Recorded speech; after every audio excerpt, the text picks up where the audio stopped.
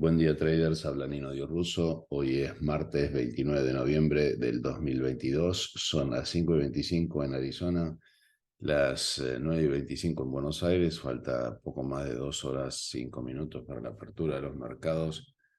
Vamos a comenzar el briefing de hoy analizando el cierre de los mercados al día de ayer, en donde la volatilidad subió mucho, un 8,34, y fíjense que lo veníamos anunciando que estaba cerca de este piso y se instaló en valores de 22. Con un doji logró sentarse arriba de la EMA 8, que eso es lo preocupante.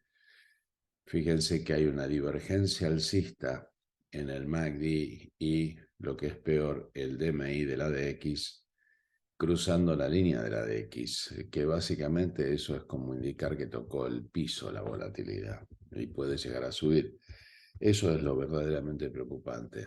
Y en ese sentido, SPY cayó el 1,5% aproximadamente, cerrando debajo de la EMA 8, pero en términos técnicos lo que esto significa es que falló la SMA de 200, y eso sí es llamativo y preocupante, además del cruce del MACD que está en ciernes con claramente una divergencia bajista, que todo esto indica, fíjense, lo mismo. Está subiendo el DMI rojo por encima de la DX, significando que está empezando a tener en control la caída más que la estabilización y la subida. En cuanto a triple Q, que es el Nasdaq, misma situación, 1,47 abajo, cerrando debajo del EMA 8, que esto es lo preocupante. MACD con curso de intercepción y con una ligera divergencia bajista, mismo escenario respecto del DMI. De todas maneras, el día de ayer fue un día de bajo volumen. En lo que se refiere al Dow Jones, la caída fue del 1,46%, era el índice más sólido. Logró cerrar debajo del EMA 8 y esto de vuelta es preocupante. Y está a punto de cruzar el MACD con una pendiente claramente negativa del histograma y con un DMI que está debajo de la DX, quiere decir que probablemente deje de estar en control la subida. En cuanto al Russell 2000, la caída fue del 2,02, la más alta de todos los índices, donde se ve claramente una falla sobre la SMA de 200 y un cruce franco del MACD. Así que técnicamente diríamos que de los índices es el peor. En lo que se refiere a la evolución del petróleo, el día de ayer 0,12 abajo, fíjense, con una pendiente muy negativa, cerrando claramente bajo de EMA 8, MACD con pendiente muy negativa también. Y por supuesto, fíjense el DMI verde por cruzar el ADX para abajo, que es un signo de mucha debilidad. Recuerden que básicamente esto se debe no solamente a cuestiones geopolíticas, sino también la apreciación del tipo de cambio. En cuanto al gas natural, 1,50 abajo, cruzando debajo del EMA 8, con mucha fragilidad también, y también debajo de la SMA de 50, así que probablemente, bueno, se instale para bajar en momentos en donde empieza prácticamente en breve el invierno en el hemisferio norte. En lo que se refiere al rendimiento de los bonos, la subida fue del 0,33, pero frágil debajo del EMA 8, y esto es buena noticia en definitiva, porque el rendimiento de los bonos altos lo único que hace es invitar a la Reserva Federal a tocar la tasa de interés. En lo que se refiere a la inversión de los bonos de 5,30 años, seguimos viendo inversión de los bonos de 5,30 años, y esto no es bueno, porque esto claramente sí llama a la Reserva Federal para intervenir.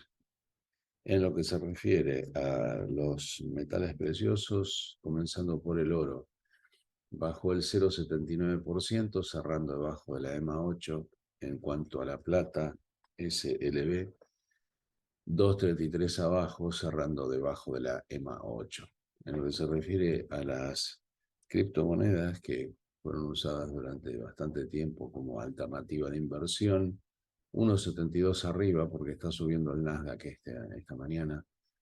En lo que se refiere a Ethereum, la evolución es similar, con una suba del 4,15% aproximadamente, generando prácticamente un engulfing pattern y operando arriba de la EMA 8 con un MACD lindo en ascenso.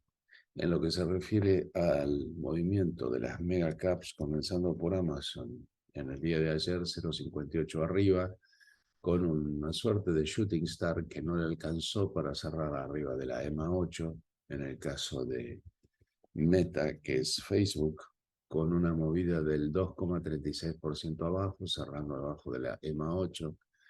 En el caso de Google, la evolución fue del 1,45% abajo, cerrando debajo de EMA 8. En el caso de Microsoft, el resultado fue 2,32 abajo, cerrando también debajo de la EMA 8. En el caso de Netflix, la evolución fue del 1,53% abajo. Y finalmente, en el caso de Apple, la evolución fue del 2,63%, claramente en caída, debajo de EMA 8, debajo de la SMA de 50. Vamos a ver ahora Tesla, otra de las grandes tecnológicas, 0,03 arriba, pero no le alcanzó, bueno, sí, ligeramente se sentó arriba de la EMA 8 en un día con bastante volumen. Pero fíjense, viene del fondo del mar, del mínimo del 2022, y lo que está haciendo acá es una suerte de Morningstar, así que vamos a ver si lo acompaña la evolución. En cuanto a Lucid, la evolución fue del 1,7% abajo, generando el nuevo low del año 2022. En el caso de NIO, los autos eléctricos de origen chino, la bajada fue del 0,49, cerrando debajo de EMA 8. En lo que se refiere a los ETFs apalancados de microchips, por ejemplo, Soxele cayó el 7,93, cerrando debajo del EMA 8. Esto es preocupante de vuelta, con un MACD con rumbo sur. Esto también es preocupante.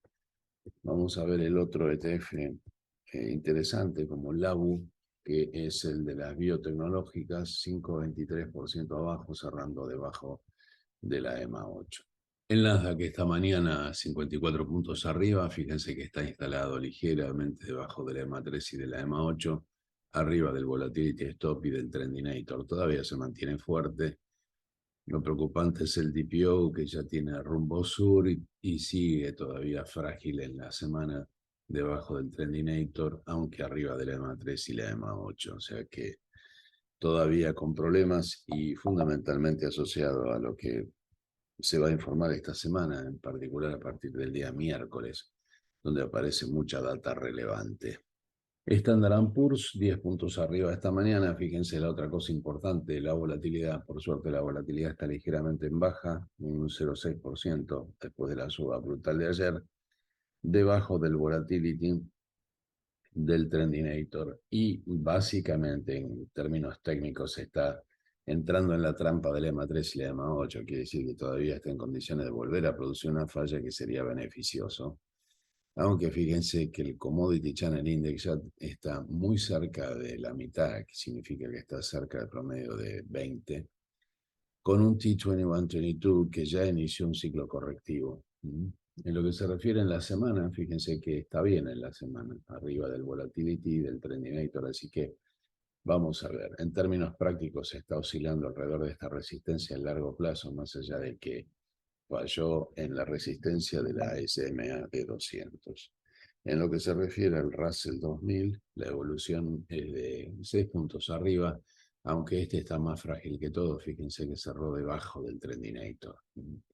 Vamos a ver qué es lo que pasa en el día de hoy. Finalmente, Yankee Mike, que es el futuro del Dow Jones, con 17 puntos arriba, está todavía fuerte arriba del Volatility Stop y del Trendinator. Recuerden, esta es una semana en donde hay earnings, pero no son demasiado relevantes. Lo que sí hay esta semana, y es extremadamente relevante, el índice de confianza del consumidor, que se presenta a las 10 de la mañana, hora del este, 12 de Buenos Aires. El día miércoles, los datos relevantes más importantes son el cambio en el empleo no agrícola, el Producto Bruto, nada menos. Esto se publica a las 8:30 de la mañana del este, 10:30 de la mañana hora de Buenos Aires. Se publica la encuesta de empleo, Se publica la venta de casas pendientes, se publica los inventarios de petróleo y habla Powell, el presidente de la Reserva Federal, a la 1:30 hora de Buenos Aires, que serían 15:30, perdón, 15:30 de Buenos Aires, 13:30 hora del este. El día jueves, en la información relevante, tenemos la evolución de los precios core y también los pedidos de subsidio al desempleo y el índice de manufactura PMI. En lo que se refiere al día viernes, algún dato relevante tenemos como los de las nóminas no agrícolas y nada menos que el desempleo. Cada uno de estos, como ustedes ven, es un market driver en sí mismo. Así que esta es una semana cargada de información que va a definir el rumbo de lo que va a hacer la Reserva Federal el día 12 de diciembre en cuanto a la suba de la tasa de interés. Esto es todo por hoy. Gracias por su atención. Los espero mañana en este mismo canal.